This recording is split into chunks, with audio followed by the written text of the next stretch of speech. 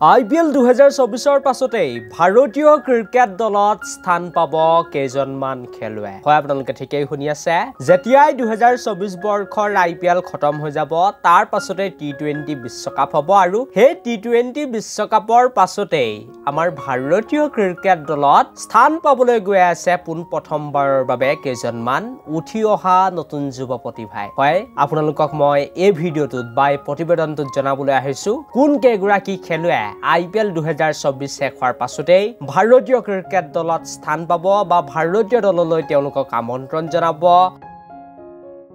কাৰ কপাল ফুলিবলৈ গৈ আছে এই বিষয়ে আপোনালোকে এই প্ৰতিবেদনটোত সবিশেষ জানিব পাৰিব কিন্তু তাৰ আগতে ভিডিঅ'টো এটা লাইক লগতে চেনেলটো এনেকুৱা ধৰণৰ সুন্দৰ খবৰৰ বাবে এতিয়া সাবস্ক্ৰাইব কৰি ল'বলৈ নাপাহৰিব আৰু মই ডাইৰেক্ট আহিছো আজিৰ ভিডিঅ'টোৰ মূল বিষয়টোলৈ আৰু আপোনালোক সকলোকে মই প্ৰথম গৰাকী খেলুৱৈৰ সৈতে চিনাকি কৰাই দিব বিচাৰিম যিগৰাকী খেলুৱৈ IPL 2024 ৰ পাছতে ভাৰতীয় ক্ৰিকেট দলত স্থান পাবলৈ গৈ আছে তেখেতৰ নাম হৈছে ময়ংক যাদৱ আৰু ময়ংক যাদৱে আপোনালোকে জানে লক্ষ্ণৌ ছুপাৰ জায়ান্টছ দলৰ হৈ খুব সুন্দৰ পাৰফৰমেন্স কৰিছে খুব ধুনিয়া বোলিং কৰিছে বুলি ক'ব লাগিব ঘণ্টাত 155 56 57 কিলোমিটাৰ বেগত বল মাৰিবলৈ সক্ষম হৈছে গতিকে যেটো তেখেতৰ স্পিড হয় যেটো ভেৰিয়েশন হয় বলৰ হেবাবে তেখেতক ভাৰতীয় দলত স্থান দিব বুলি বৰ্তমান সময়ত নিশ্চিত হৈ পৰিছে আৰু যেতিয়া IPL শেষ হ'ব T20 বিশ্বকাপৰ পাছতে ভাৰতীয় ক্ৰিকেট দললৈ এই গৰাকী বলাৰক আমন্ত্ৰণ জনোৱা হ'ব তাৰ পাছতে 2 নম্বৰত যিগৰাকী খেলুৱৈক ভাৰতীয় দললৈ আমন্ত্ৰণ জনাব পাৰে বা তেখেতক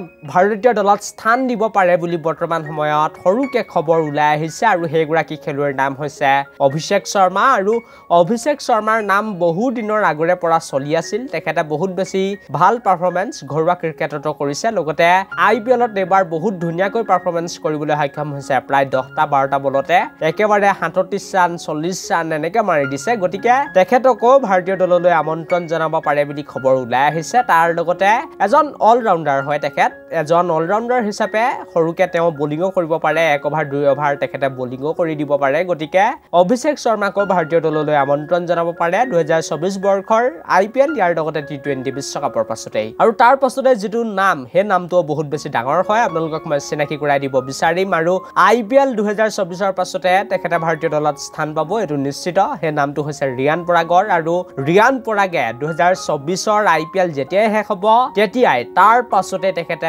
ভাৰতীয় দলত স্থান পাবলৈ গৈ আছে কিন্তু মই এটো কোৱা নাই যে তেখেতে ডাইৰেক্ট T20 বিশ্বকাপৰ দলত স্থান পাব বুলি যেতিয়াই IPL শেষ হ'ব ইয়াৰ পাছতে T20 বিশ্বকাপৰ দলত স্থান পায় নাপায় হেতুটো গম নাপাম বাৰু কিন্তু বিশ্বকাপ শেষ হোৱাৰ পাছতে ভাৰতীয় দললৈ তেখেতক আমন্ত্ৰণ জনাব জিম্বাবৱেৰ লগত এটা সৰুকে 5খনকৈ T20 মেচৰ সিৰিজ আছে আমাৰ ভাৰতীয় টিমৰ সেই সিৰিজটোতে এই উঠি অহা নতুন যুৱ প্ৰতিভাসকলক স্থান দিয়াৰ সম্ভাৱনা আছে বুলি বৰ্তমান সময়ত জানিব পৰা গৈছে আৰু এই তিনিগৰাকী খেলুৱৈৰে ভাগ্য উদয় হ'বলৈ গৈ আছে 2024 বৰ্ষৰ IPLৰ পাছতে বন্ধুসকল এইটোৱে আছিল আজি ভিডিঅ'টো আপোনালোকে ভাল পালে বুলি আশা কৰিছো এই ভিডিঅ'টো thank you for watching this video'